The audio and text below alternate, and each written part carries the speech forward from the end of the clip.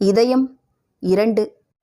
இவன் யாரோ இவன் யாரோ வந்தது எதற்காக என்ற பாடலை அவள் பாடிக்கொண்டிருக்கையில் கார்த்திக் சிரித்தவாறு மெதுவாக அவளை நோக்கி வந்தான். இவன் ஏன் இப்படி பார்த்துட்டு வரான் என்று நினைத்து அவள் பாட்டு பாதியில் திக்கி திக்கி நின்றது. அவன் அடிமேல் அடியெடுத்து வைக்க இவளுக்கு இதயத் துடிப்பு அதிகரித்தது. கார்த்திக் சக்தியின் அருகில் வந்தவுடன் வலுக்கட்டாயமாக அவளை பிடித்து இழுக்க அதனால் அவன் மேல் மோதினாள். அவளது கோபம் உச்சிக்கு ஏற, இவனுக்கு எப்போ பார்த்தாலும் இந்த மாதிரி ஏதாவது செய்கிறதே வேலையா இருக்கு இவனை என்று நினைத்து கார்த்திக்கின் கன்னத்தில் பளார் என்று அறைந்து விட்டாள். அங்குள்ள அனைவரும் ஸ்தம்பித்து நின்றனர். அந்த நிசப்தம் தொப்பென்ற சத்தத்தில் கலைய, சத்தம் வந்த திசையில் அனைவரும் திரும்பி பார்க்க அங்கு ஒரு பாம்பு சலசலத்து விரைந்து ஓடியது. அதை பார்த்த சக்தி பயந்து 2 அடி பின்னோக்கி செல்ல, கால் தடுமாறி விழப்போனவளை தாங்கி பிடித்து நிற்க வைத்துவிட்டு அங்கிருந்து சென்று விட்டான். சக்தி உறைந்து போயிருந்தாள். மிகவும் வேதனையாக இருந்தது. சிறிது நேரத்தில் கீதா சக்தியின் கையை பிடித்து கொண்டு, என்ன சக்தி இப்படி என்று கேட்கையில் சக்தியின் கண்களிலிருந்து கண்ணீர் வர ஆரம்பித்தன. அனைவரும் சக்தியை சமாதானம் செய்கையில் சுவாதிக்கு கோபமாகவும் எரிச்சலாகவும் இருந்தது. சிறிது நேரத்தில் சக்தி சமாதானமான பின் கீதா அவளை தனியாக அழைத்துச் சென்று, எனக்கென்னவோ கார்த்திக் உன்னை லவ் பண்ணுறான்னு தோணுது என்று சொல்லி சக்தியை அதிர்ச்சி அடைய செய்தாள்.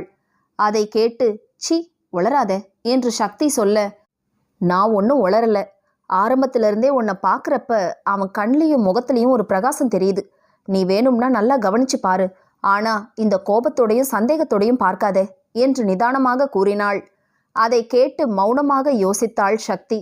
அதை பார்த்த கீதா இதற்கு மேல் இதை பற்றி பேசி குழப்ப வேண்டாம் என்று எண்ணினாள். பிறகு சக்தியின் கண்கள் கார்த்திக்கை தேடின. அவனை காணாது சுவாதியிடம் கேட்டாள் சக்தி, எதுக்கு இன்னொரு கணத்தில் அறையவா என்று நக்கலாக கேட்டு முகத்தை திருப்பிக் கொண்டு வேறு பக்கம் சென்று விட்டாள். அவனை எப்படி அணுகுவது? அதுவும் இந்த இருட்டில் அவனை எங்கு தேடுவது? ஒரு முடிவுடன் அவனை தேடிச் சென்றாள். நேரம் ஆக ஆக சக்தியின் தைரியம் குறைய பயத்தில் உடல் நடுங்க ஆரம்பித்து விட்டது. இந்த இருட்டு, வினோதமான சத்தங்கள் எல்லாம் சேர்ந்து சக்தியை தள்ளாட வைத்தது. சிறிது சோர்வுடன் அவள் தேடுகையில் சற்று தூரத்தில் கார்த்திக் ஒரு பாறையின் மேல் அமர்ந்திருப்பதை பார்த்தவுடன் சக்திக்கு மிகவும் நிம்மதியாக இருந்தது. என்னவோ ரொம்ப நாள் பிரிவின் பிறகு அவனை சந்திப்பது போல் உணர்ந்து கார்த்திக் கார்த்திக் என்று அழைத்தவாறு வேகமாக அவனை நோக்கி ஓடிச் சென்றாள். தன்னை யாரோ அழைப்பது காதில் விழ திரும்பி பார்த்த கார்த்திக் சக்தி தன்னை நோக்கி வருவதைக் கண்டு வியந்து புருவத்தை உயர்த்தினான். ஒரே மேடும் பள்ளமுமாக இருப்பதை பொருட்படுத்தாமல் வேகமாக ஓடிய சக்தி கால் இடறி தடுமாறி அங்குள்ள சரிவில் சரிந்தாள். அதை பார்த்த கார்த்திக் மின்னல் வேகத்தில் அவளை கைப்பற்ற முயல முடியாமல் அவனும் அவளுடன் சரிவில் சரிந்தான். உருண்டு புரண்டதில் இருவருக்கும் அங்கங்கே சிராய்ப்புகள். ஆ என்று முனகலுடன் இருவரும் எழுந்து சுற்றுமுற்றும் பார்த்தனர். வலி தாங்காமல் சக்தி தவிக்க, என்ன சக்தி ரொம்ப வலிக்குதா என்று கரிசனத்துடன் கேட்க, என்று கண்ணில் நீர் ததும்ப சொன்னாள். அதை தாங்க முடியாமல் சக்தியை அணைத்து கொண்டான் கார்த்திக். அடுத்த வினாடி சக்திக்கு எல்லா வலியும் பறந்தோடியது. அவ்வாறு எவ்வளவு நேரம்தான் அப்படி இருந்தார்களோ யாருக்கு தெரியும். சக்தியை பார்த்து, என்ன பயமா இருக்கா என்று கேட்க, என்று தலையை ஆட்டிச் சொல்ல, சிரித்தவாறு சக்தியின் கைகளை பிடித்து கொண்டு, நாம எங்க இருக்கோம், எப்படி இங்கிருந்து போறது, அதுவும் இந்த இருட்டில் ஒன்றும் புரியல, அதனால காலையில் வர இங்கேயே இருந்துட்டு விடிஞ்சதும் வழியை தேடி கண்டுபிடிச்சு போயிடுவோம், சரியா என்று சொல்ல, அதற்கு என்ன சொல்வது என்று தெரியாமல் மௌனமாக இருந்தாள். என்ன பேசுவது என்று தெரியாமல் இருவரும் மௌனம் காத்தனர்.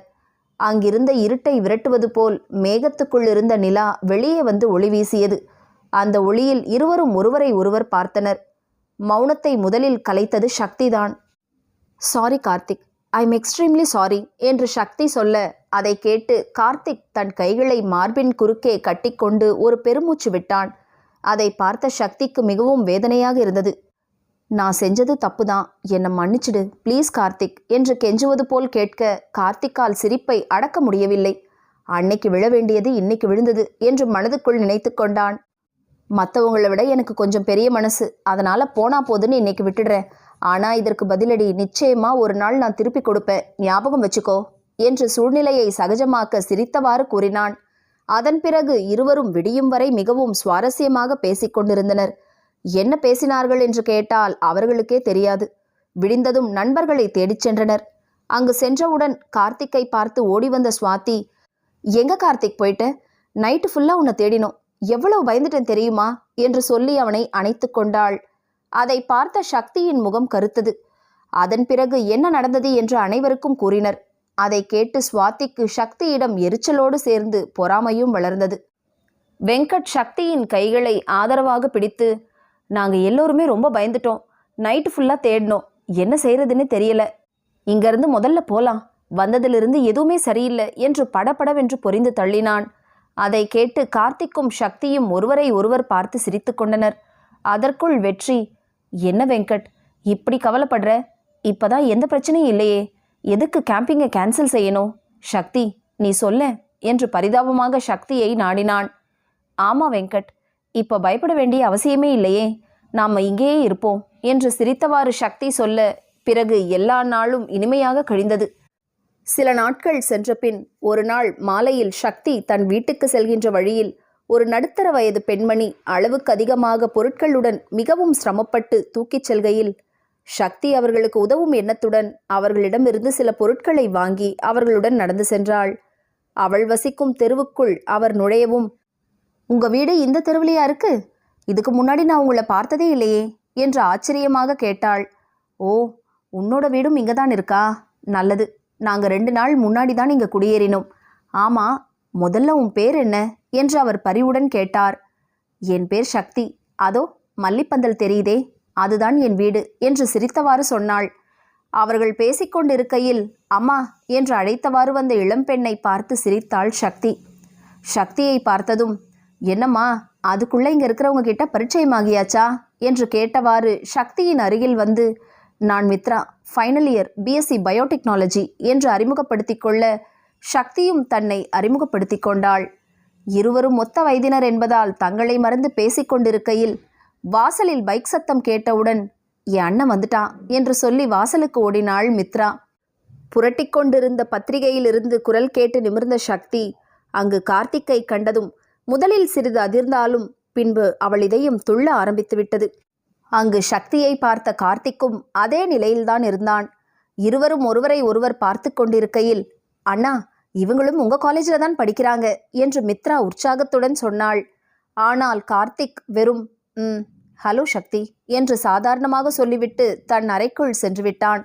சக்திக்கு ஒரு மாதிரி ஏமாற்றமாகவும் குழப்பமாகவும் வருத்தமாகவும் இருந்தது. அதற்கு மேல் அங்கு இருக்க பிடிக்கவில்லை. நேரமாகிறது என்று சொல்லி தன் வீட்டிற்கு சென்று விட்டாள். அன்று மாலை முழுவதும் மூட் அவுட். அடுத்த நாள் கல்லூரியில் கார்த்திக் சக்தியை தேடிக்கொண்டு வந்தான். ஆனால் சக்தி அவனிடம் பேச மனமின்றி லைப்ரரிக்கு செல்ல கார்த்திக் சக்தியின் கையை பிடித்து, என்ன கோவமா என்று கேட்டான். கோவமா? உன்கிட்ட நான் எதுக்கு கோவப்படணும் என்று அமைதியாக சொன்னாள் சக்தி. இப்பதான் நிம்மதியா இருக்கு, எங்க என்கிட்ட கோவிச்சுக்கிட்டியோன்னு பயந்தே போயிட்டேன் என்று அப்பாவியாக சொன்னான். ச்சே என்று சொல்லிவிட்டு நடந்தாள். கார்த்திக்கும் அவளை பின்தொடர்ந்து செல்ல எரிச்சலுற்ற சக்தி, ஏன் கார்த்திக் இப்படி என்ன தொந்தரவு பண்ற, தயவு செஞ்சு ஆள விடு என்று சற்று கோபமாக கூறினாள். அவளது கோபம் புரிந்து, நேத்து அப்படி நடந்துகிட்டதுக்கு ஒரு காரணம் இருக்கு சக்தி, நான் அப்புறமா சொல்றேன், தயவு செய்து தப்பா எடுத்துக்காதே ப்ளீஸ் என்று கார்த்திக் முகத்தை சோகமாக வைத்துக்கொண்டு கெஞ்சாத குறையாக கூறினான். அவனது சோகமும் கெஞ்சலும் சக்தியின் மனதை வருத்தியது. என்ன செய்வதென்று தெரியாமல் அமைதியாக இருந்தாள். சிறிது மௌனத்திற்கு பின் சக்தி பெருமூச்சு விட, அதே சமயம் கார்த்திக்கும் பெருமூச்சு விட இருவருக்கும் சிரிப்பு வந்தது. உடனே கார்த்திக் தலையை சாய்த்து காஃபி என்று கேட்க, என்று தலையை அசைத்து மறுத்தாள் சக்தி. ப்ளீஸ் என்று கார்த்திக் கெஞ்ச, சரி என்று சிரித்தவாறு சக்தி சொல்ல இருவரும் காஃபி குடிக்க சென்றனர். அதன் பிறகு இருவருக்குள்ளும் சிறு நெருக்கம் ஏற்பட்டது. அதுவும் இல்லாமல் இருவரும் கீதா வெற்றி காதலுக்கு உதவும் நோக்கத்தால் அடிக்கடி வெளியில் சென்றதால் கார்த்திக் சக்திக்கு இடையில் நெருக்கம் அதிகமாயிற்று. தீபாவளி திருநாள் அன்று சக்தி தன் அன்னை தேவகியை அழைத்து கொண்டு அருகில் உள்ள அம்மன் கோவிலுக்கு சென்றிருந்தாள். சக்தி கண்மூடி மனமுருகி அம்மனை வேண்டிக் கொண்டிருந்தாள். அதனால் குருக்களிடமிருந்து விபூதி குங்குமம் வாங்கவில்லை. கண்ணை திறந்து பார்த்தபோது குருக்கள் அங்கிருந்த அடுத்த சன்னதிக்கு சென்று கொண்டிருந்தார். கை நீட்டி சுவாமி என்று அழைத்தபோது ஒரு விரல் தன் நெற்றியில் குங்குமத்தை வைக்க திரும்பி பார்த்த சக்தி அதிர்ச்சியில் வாயை பிளந்தாள். உடனே வேறு யாராவது இதை பார்த்தார்களா என்று ஒரு பீதியுடன் சுற்றுமுற்றும் பார்க்க அதை பார்த்த கார்த்திக் கண்ணடித்து சிரித்தான். என்ன கார்த்திக், எது இதில் விளையாடுறதுன்னு இல்லையா என்று கேட்க, என் வருங்கால மனைவி கிட்ட எப்படி வேணும்னாலும் விளையாடுவேன், அதை யாரு கேட்பா என்று குறும்புடன் கூறினான். வருங்கால மனைவியா? யாரது என்று அப்பாவி போல் ஆர்வத்துடன் சக்தி கேட்க, அதோ பூ வித்துக்கிட்டு இருக்காங்களே அந்த பாட்டி என்று விளையாட்டாக கார்த்திக் சொல்ல, அதை கற்பனை செய்து பார்த்த சக்தி அடக்க மாட்டாமல் வாய்விட்டு சிரித்தாள். அவளது சிரிப்பில் மயங்கி ஆசை தீர ரசித்துவிட்டு, என் மனைவியா இருக்க உனக்கு சம்மதமா என்று கையை காண்பித்து காதல் பொங்க கேட்டான். முகத்தில் செம்மை ஏற மனம் குளிர்ந்து தன் கைகளை அவன் கைக்குள் நாணத்துடன் வைத்தாள். சக்தியின் கையை இறுக பிடித்துக்கொண்டு அம்மன் சன்னதியை வலம் வந்தான் கார்த்திக். திடீரென்று, இந்த நேரத்தில் நீங்க எப்படி கோவிலுக்கு என்று சக்தி புரியாமல் கேட்டாள். என் அம்மா தங்கையோடு வந்தேன் என்று கார்த்திக் சொல்லி முடிக்கும் முன் அவள் அம்மாவின் ஞாபகம் வர, ஆ அம்மா என்று அவன் கையை பட்டென்று விட்டு அங்கிருந்து ஓடிச் சென்றாள். அதை பார்த்து கார்த்திக் சத்தமாக சிரித்தான். அவன் சிரிப்பொலி அவள் காதில் விழுந்ததால் விதியின் சிரிப்பொலி அவள் காதில் விழவில்லை. அம்மா என்று அழைத்தவாறு தேவகியிடம் சென்றபோது அவர் கார்த்திக் அம்மா பார்வதியிடம் பேசிக்கொண்டிருந்தார். பூஜையெல்லாம் முடித்துக்கொண்டு அனைவரும் வீட்டுக்கு கிளம்பிச் சென்றனர். சக்தி கார்த்திக் இருவரும் மிகவும் அமைதியாக முகத்தில் ஒரு பூரிப்புடன் சிரித்தவாறு நடந்து சென்றனர். அடிக்கடி இருவர் கண்களும் சந்தித்து கொண்டன. அப்போதெல்லாம் கண்களாலேயே சில்மிஷம் செய்தான் கார்த்திக். வினாடிக்கு வினாடி சக்தியின் முகத்தில் நாணத்தால் செம்மை அதிகரித்தது. இதுக்கு மேலே இங்கே இருக்கிறது நல்லதில்லை, இருந்தா அவ்வளவுதான் என்று எண்ணி, அம்மா நீங்கள் நிதானமாக வாங்க, நான் சீக்கிரம் வீட்டுக்கு போகிறேன், வீட்டில் கொஞ்சம் வேலை இருக்கு என்று சொல்லி அங்கிருந்து நழுவ பார்த்தாள் சக்தி. கார்த்திக் அம்மா பார்வதி, என்ன சக்தி, இவ்வளவு தூரம் வந்துட்டு எங்கள் வீட்டுக்கு வராமல் போனா எப்படி, அதுவும் நாளும் கிழமையுமா என்று சொல்லி அழைத்தார். இல்லை ஆண்டி, இன்னைக்கு தீபாவளி இல்லையா, வீட்டில் தீபம் ஏற்றணும், அதனால தான் என்று இழுத்தாள். ஒரு 10 நிமிஷம் வந்துட்டு போ என்று அவர் சொல்ல, சக்தியின் அம்மா தேவகி, இவ்வளவு சொல்றாங்க, 10 நிமிஷம் இங்க இருந்துட்டு போலாம் வா என்று சொல்ல, அதே நேரம் கார்த்திக்கும் கண்களால் கெஞ்ச அனைவரும் அவர்கள் வீட்டிற்குள் சென்றனர். பார்வதியும் தேவகியும் பேசிக்கொண்டிருக்க மித்ரா அவர்கள் வீட்டில் தீபமேற்றி கொண்டிருந்தாள். சக்தியும் மித்ராவுடன் சேர்ந்து தீபமேற்றினாள். இருவரும் சிரித்தவாறு பேசியபடி தீபம் ஏற்றுகையில், மித்ரா நீங்க மிச்சம் இருக்கிற விளக்குங்களை ஏத்துங்க, நான் இன்னும் கொஞ்சம் தயார் பண்ணிக்கிட்டு ஒரு 5 நிமிஷத்துல வரேன் என்று சொல்லிவிட்டு சென்றாள்.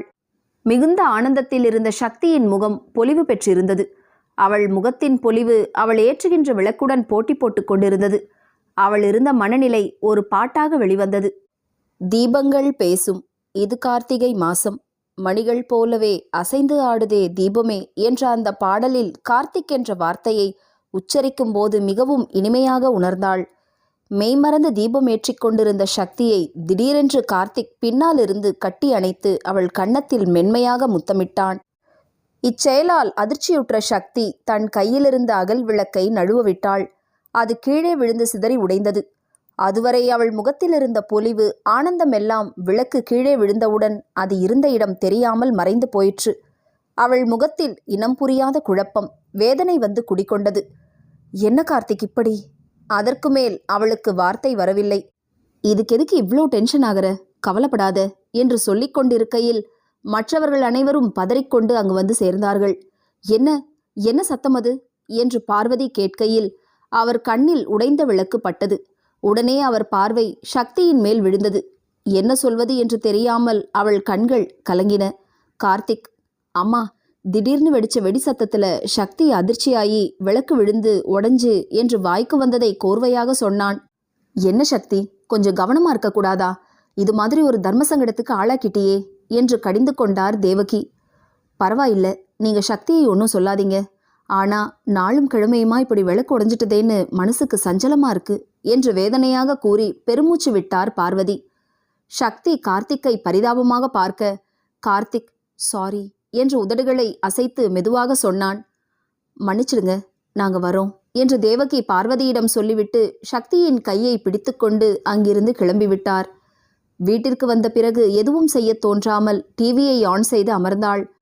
தேவகி அவளிடம் வந்து, நேரமாகுது, சீக்கிரம் விளக்குகளை ஏத்து என்று சொல்ல சக்தி அவரை பார்த்து முறைத்தாள். அதை பார்த்து, என்னடா கோவமா? கொஞ்சம் கவனமா இருன்னு தானே சொன்னேன், அவங்கள நினைச்சுப்பார், அபசகுணமா நினைக்க மாட்டாங்களா என்று வருத்தமாக சொன்னார் தேவகி. இவர்களிடம் என்னவென்று சொல்வது என்று எண்ணி தன் வேலையை செய்யத் தொடங்கினாள். ஏனோ தானோ என்று தீபங்களை ஏற்றிக்கொண்டிருந்த சக்தி தன் மனநிலையை மாற்ற எண்ணி பாடத் தொடங்கினாள். அவளை அறியாமல் அதே பாட்டு அவள் இதயத்திலிருந்து வெளிவந்தது. தீபங்கள் பேசும். இவ்வளவு குழப்பங்களுக்கு பிறகும் மாலையிலிருந்து நடந்த அனைத்து நிகழ்ச்சிகளையும் தன் மனக்கண் முன் கொண்டு வந்தாள். இன்பம் தரக்கூடியதாய் இருந்தது. அதை நினைத்து மகிழ்ந்தாள். அடுத்த நாள் கல்லூரியில் கார்த்திக் சக்தியை பார்த்து சகஜமாக பேசிக்கொண்டிருந்தான். என்ன இவன், எதுவுமே நடக்காதது போல இவ்வளவு சகஜமா இருக்கா என்று எண்ணி சக்திக்கு எரிச்சலாக இருந்தது. கோபமாக இருப்பது போல் முகத்தை தீவிரமாக வைத்து அமைதி காத்து கொண்டிருந்தாள். என்ன சக்தி, வந்ததிலிருந்து நான் தான் பேசிக்கிட்டு இருக்கேன். என்னமோ மோனோ ஆக்ட் போல. என்ன மௌன விரதமா? ஏன் இப்படி என்று கேட்டதும் தான் தாமதம். நேத்து ஒரு தப்பும் செய்யாம தேவையில்லாம 2 பேர்கிட்டையும் வாங்கி கட்டிக்கிட்டேன். உங்க அம்மா என்னை பத்தி என்ன நினைப்பாங்க? அதுவும் இல்லாம எனக்கே மனசுக்கு ரொம்ப கஷ்டமா இருந்தது. நாம காதல் பரிமாறிக்கிட்ட கொஞ்ச நேரத்துல இப்படி அபசகுணம் மாதிரி நடந்துடுச்சு. எல்லாம் முன்னாலதான் என்று படபடவென்று பொரிந்து தள்ளினாள். என்னாலையா? நான் என்ன செஞ்சேன் என்று அப்பாவி போல் கண்களில் குறும்புடன் கேட்டான். அப்பாவியாகவே ஏதோ சொல்ல வாய் திறந்த சக்தி அவன் நோக்கம் புரியவும் அவன் கண்களில் இருந்த குறும்பை பார்த்தவுடன் தன் முகத்தில் சிவப்பு ஏற அதை மறைக்க தன் முகத்தை மறுபக்கம் திருப்பிக் கொண்டாள். கார்த்திக் அதை ரசித்து வாய்விட்டு சத்தமாகவே சிரித்தான். அவளும் கூட சேர்ந்து சிரிக்க அவள் தோளில் இடது கரத்தை போட்டு வலது கையால் சக்தியின் முகவாயை பிடித்து தன்புறம் திருப்பி, நேத்து நடந்தது ஒரு சின்ன இன்சிடென்ட். அதுக்கு ஏன் இவ்வளவு டென்ஷன் ஆகுற? பெரியவங்க ஏதாவது சொல்லிக்கிட்டே தான் இருப்பாங்க. அந்த நிகழ்ச்சியை மட்டும் ரப்பர் போட்டு உன் மூளையிலிருந்து இரேஸ் பண்ணிடு, எல்லாம் சரியாயிடும் என்று சிரித்தவாறு சொன்னான். இனிமே இதை பற்றி நினைச்சு தேவையில்லாம மனசை குழப்பிக்க கூடாது என்று நினைத்தாள் சக்தி. அதனால் சரி, அதை விடு, வேற ஏதாவது பேசுவோம் என்று சக்தி சொல்ல கார்த்திக் அதை கேட்டு சிரித்துவிட்டு மௌனமாக இருந்தான். அவன் மௌனத்தை பொறுக்க முடியாமல், என்ன இப்போ நீ மௌன விரதமா என்று கிண்டலாக கேட்டு சிரித்தாள். அவள் சிரிப்பதை ரசித்துவிட்டு, நீ சிரிக்கும்போது ரொம்ப அழகா இருக்க என்று சொன்னான் கார்த்திக். போதும் ஐஸ் வச்சது, எனக்கு ஜலதோஷம் பிடிச்சுக்க போகுது என்று சொல்லி திரும்பவும் சிரித்தாள். மறுபடி கார்த்திக் அமைதியாக இருக்க, அடடா என்ன ஆச்சரியம், இன்னைக்கு நல்ல மழை வரப்போகுது. நான் கூட எடுத்துட்டு வரல. நீ இவ்வளவு தீவிரமா இருக்கிறத என்னால் நம்பவே முடியல என்று சொல்லி அதற்கு சிரித்துவிட்டு அவள் தன் கையை கிள்ளி பார்த்து ஆ என்று கத்தினாள். உடனே அவள் கையை பிடித்து அவள் கிள்ளிய இடத்தில் தடவி, நீ நிறைய சிரிப்பியா என்று கேட்டான் கார்த்திக். அதை கேட்டு சக்தியின் சிரிப்பு அதிகமாயிற்று. என்ன கார்த்திக், இதை கேட்கவா இவ்வளவு தீவிரமா யோசிச்சுக்கிட்டு இருந்த? என்னால் தாங்க முடியல என்று சொல்லி தன் வயிற்றை பிடித்து கொண்டு வாய்விட்டு சிரித்தாள். அவளை பார்த்து அவனுக்கும் லேசாக சிரிப்பு வந்தது. சொல்லப்போவதை எப்படி எடுத்துக்கொள்ளப் போகிறாள் என்று கலக்கமாக இருந்தது அவனுக்கு. அதன் விளைவால் பெருமூச்சு வெளிவந்தது. இதுக்காக பெருமூச்சு எல்லாம் விட வேணா, நான் கொஞ்சம் அதிகமாக தான் சிரிப்பேன். என் அம்மா கூட சொல்லுவாங்க, இப்படி சிரிக்காத, பின்னாடி அழுவேன்னு. ஆனால் எனக்கு எப்போவுமே சிரிச்சுக்கிட்டே இருக்கிறது தான் பிடிக்கும். மனசு விட்டு சிரிக்கிறது ஆரோக்கியமான விஷயம். பின்னாடி சிரிப்போமா அழுவோமான்னு தெரியாது. அதுக்காக இப்பத்திலிருந்தே சிரிக்காதுன்னு சொன்னா எப்படி? எதுக்காக இப்படி ஒரு கேள்வி என்று சிரிப்பை அடக்கியவாறு கேட்டாள் சக்தி. உன்கிட்ட ஒரு விஷயம் சொல்லணும், அதை எப்படி எடுத்துக்குவேன்னு தெரியல என்று ஒரு மாதிரி குரலில் சொல்லிவிட்டு சக்தியை பார்த்தான் கார்த்திக். சக்தியின் முகத்தில் சிரிப்பு நின்றுவிட்டது. இவன் இவ்வளவு சீரியஸாக இருக்கிறத பார்த்தா ஏதாவது என்னன்னு நினைக்கிறது? ஒருவேளை இதுக்கு முன்னால் வேற ஒரு பொண்ணை காதலிச்சேன், அப்படி ஏதாவது சொல்லி என் தலையில் கல்லை தூக்கி போட போறானா என்று விபரீதமாக உணர்ந்தாள். அவனே சொல்லட்டும் என்று கலக்கத்துடன் அவன் முகத்தை பார்த்தாள். ஒரு சிறு அமைதிக்கு பின், அன்னைக்கு நீ எங்கள் வீட்டுக்கு முதல் தடவை வந்தப்ப நான் உன்னை கண்டுக்கவே இல்லை, ஞாபகம் இருக்கா என்று கார்த்திக் கேட்க, அதை எப்படி மறக்க முடியும்? அன்னைக்கு முழுக்க எதுக்கு வேதனைப்படுறேன்னே தெரியாமே வேதனைப்பட்டேன் என்று நினைத்து ஆம் என்பது போல தலையை ஆட்டினாள் சக்தி. சிறு இடைவெளி விட்டு அவனே தொடர்ந்தான். அதுக்கு காரணம் என் அம்மா தான் என்று அவன் சொல்ல ஒன்றும் புரியாமல் அவனை குழப்பமாக பார்த்தாள் சக்தி. இப்படி சொன்னா உனக்கு ஒன்றும் புரியாது, எல்லாத்தையும் சொல்கிறேன், அப்புறம் உனக்கு புரியும் என்று அவன் சொல்லவும் சக்திக்கு குழப்பமும் பயமும் அதிகமாயிற்று. எங்கள் அம்மாவுக்கு ஒரு அண்ணனும் தங்கச்சியும் இருந்தாங்க. அவங்க அண்ணன் வேற மதத்தை சார்ந்த பெண்ணை காதலிச்சு கல்யாணம் பண்ணிக்கிட்டாரு.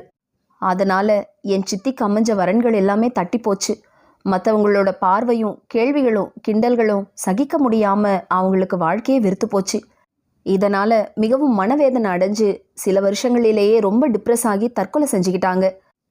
அவங்க இறந்த பிறகு என் மாமாவுக்கு குற்ற உணர்ச்சி அதிகமாயிடுச்சு.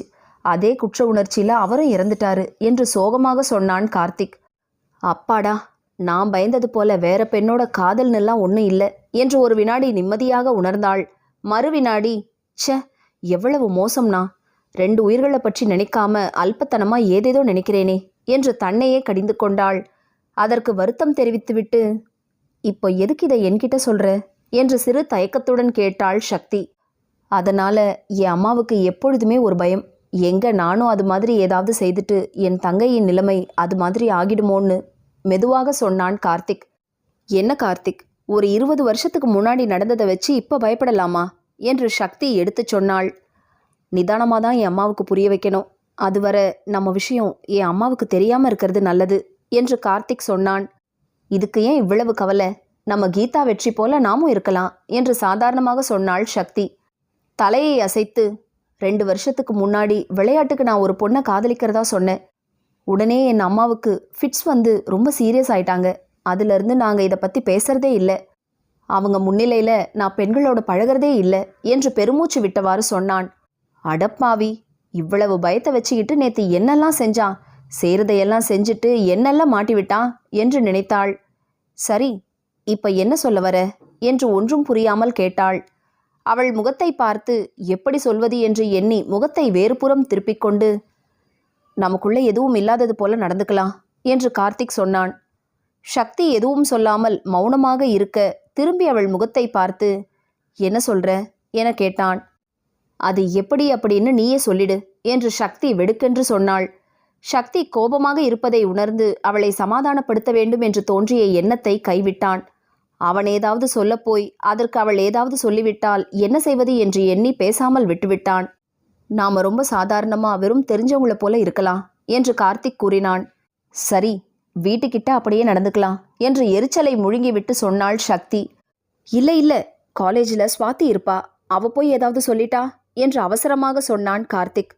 புருவத்தை சுருக்கி அவனை கூர்ந்து பார்த்தாள்.